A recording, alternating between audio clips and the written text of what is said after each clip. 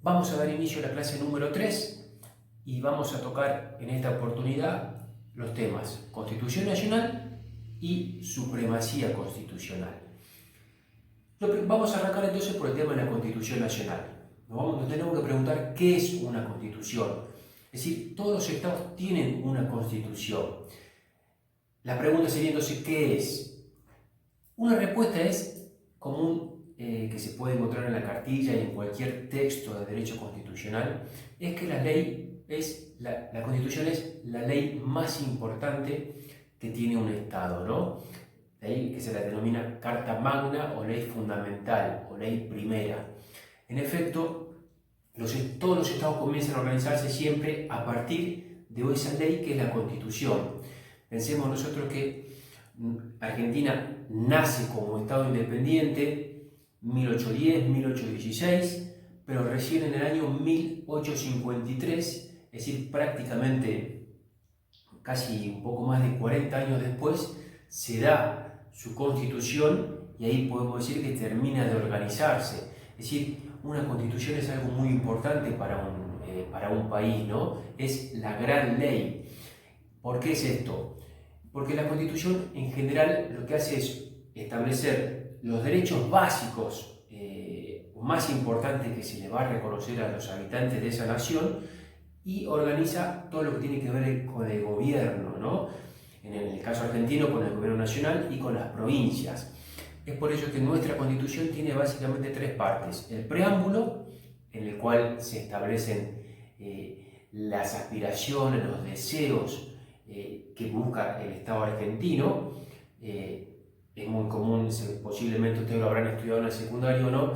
El famoso inicio, ¿no?, del preámbulo, nos, los representantes del pueblo de la nación argentina, y luego enumera todas las aspiraciones, los deseos, ¿no?, que como Estado nosotros tenemos ahí plasmado en el preámbulo.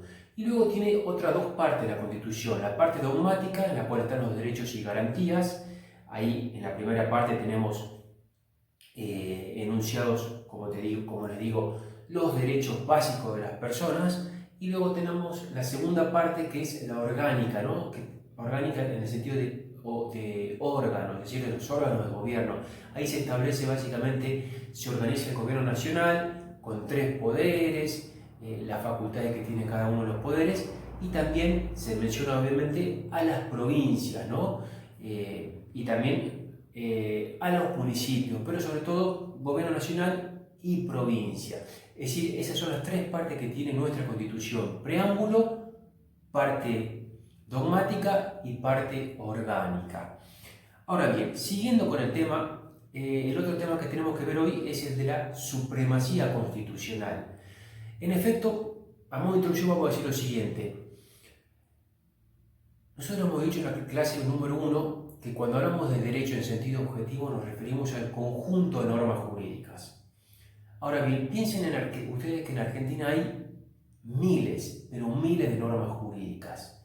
Obviamente tiene que haber cierta armonía entre todas las normas jurídicas, ¿no?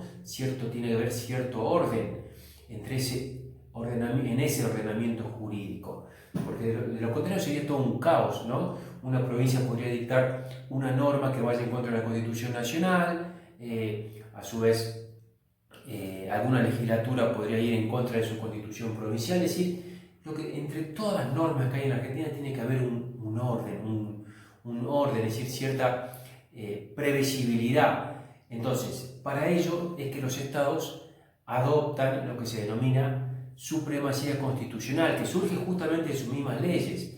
En nuestro país tenemos que ir nosotros al artículo 31 de la Constitución Nacional y al artículo 75, inciso 22 de la Constitución Nacional.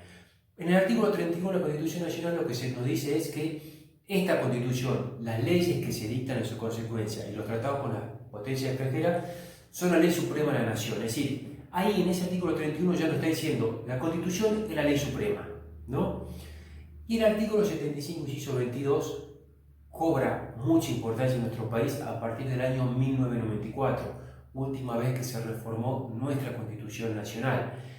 Ese año, en 1994, lo que se hizo es, en un artículo en el 75, inciso 22, darle jerarquía constitucional a una serie de tratados sobre derechos humanos.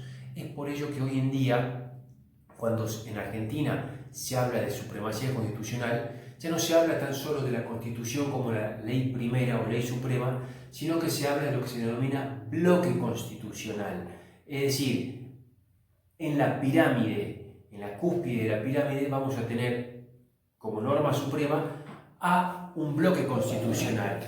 Un poco yo les voy a graficar ahora la denominada pirámide de Kelsen, ¿no? Kelsen fue un jurista austríaco del siglo XX, segunda mitad del siglo XX, quien crea o diseña, es un estudioso obviamente de la filosofía del derecho y quien crea lo que se llama una especie de pirámide para explicar la validez de las normas o las jerarquías en cualquier ordenamiento jurídico. En el caso argentino sería así. Nosotros tenemos, esta es la pirámide de Kelsen, la dividimos en tres partes y tenemos acá el bloque constitucional. Cuando hablo de bloque constitucional me refiero básicamente a la Constitución Nacional y a los tratados internacionales mencionados en el artículo 75, inciso 22. Es decir, solamente esos tratados y la Constitución Nacional es el bloque constitucional, la ley primera debería ser en nuestro caso, en nuestro Estado. Es decir, no hay nada que se pueda oponer a ese bloque constitucional. Dicho de otra forma, toda norma jurídica surge del bloque constitucional. Son las dos formas nosotros que tenemos de considerar, ¿no?, la supremacía constitucional. Abajo vamos a poner los demás tratados.